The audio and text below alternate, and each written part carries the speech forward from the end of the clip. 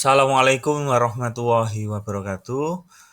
Kembali lagi dalam pembelajaran seni rupa kelas 7, unit 2, yaitu mendesain. Bersama saya, Abdul Aziz Ma'ani.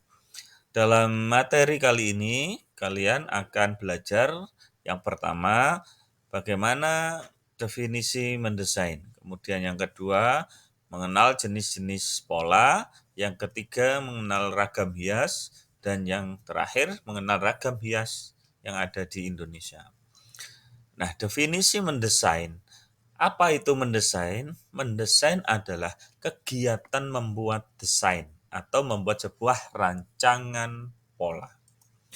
Nah, orang yang pekerjaannya mengerjakan desain, maka disebutlah ia sebagai desainer. Kemudian ragam hias itu apa? Nah, ragam hias itu adalah suatu bentuk dasar hiasan yang umumnya diulang-ulang sehingga menjadi suatu pola dalam suatu karya kerajinan atau kesenian. Contohnya, misalkan pola dalam kotak ini akan bisa menjadi sebuah rangkaian hiasan yang berulang-ulang menjadi satu buah atau satu lembar motif batik yang asalnya hanya dari pola kotak kecil ini saja. Nah, ada apa saja terkait dengan jenis-jenis pola? Jenis-jenis pola secara umum terbagi menjadi tiga. Yang pertama adalah pola organis, yang kedua pola geometris, yang ketiga pola figuratif. Nah, yuk kita cari tahu masing-masing perbedaannya.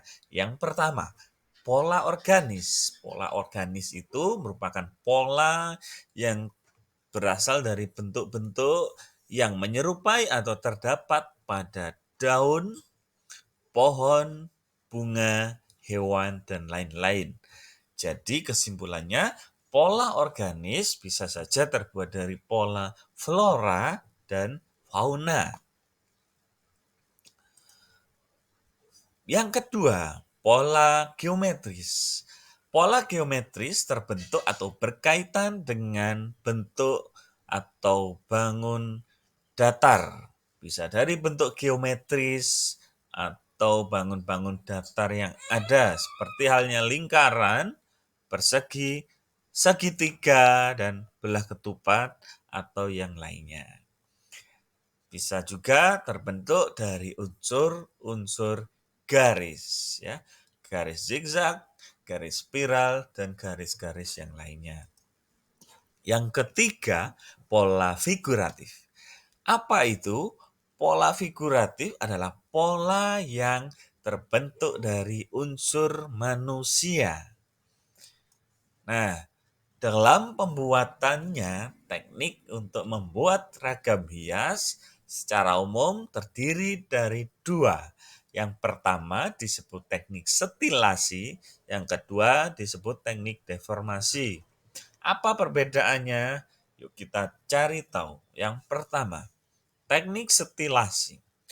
Teknik setilasi adalah teknik merubah bentuk asli dari sumber atau dengan melihat objek dari berbagai arah dengan penggayaan dan dapat dibuat menjadi bermacam-macam bentuk baru yang bersifat dekoratif. Namun ciri aslinya masih tetap terlihat. Berikut contohnya, ini adalah gambar kelinci. Kemudian dirubah atau disetilasi bentuknya menjadi seperti ini. Dengan bentuk yang asli masih terlihat namun dipenuhi dengan hiasan-hiasan yang sifatnya dekoratif. Nah, contoh yang lain misalnya di sini terdapat tumbuhan, pepohonan yang merupakan pola organis jika kita setilasi menjadi seperti ini. Lalu di sebelahnya ada pola geometris dari teralis jendela yang kemudian kita stilasi menjadi seperti ini. Lalu ada lagi bentuk figuratif berasal dari manusia, stilasi menjadi seperti ini. Kemudian yang kedua adalah bentuk penggayaan bentuk melalui teknik deformasi.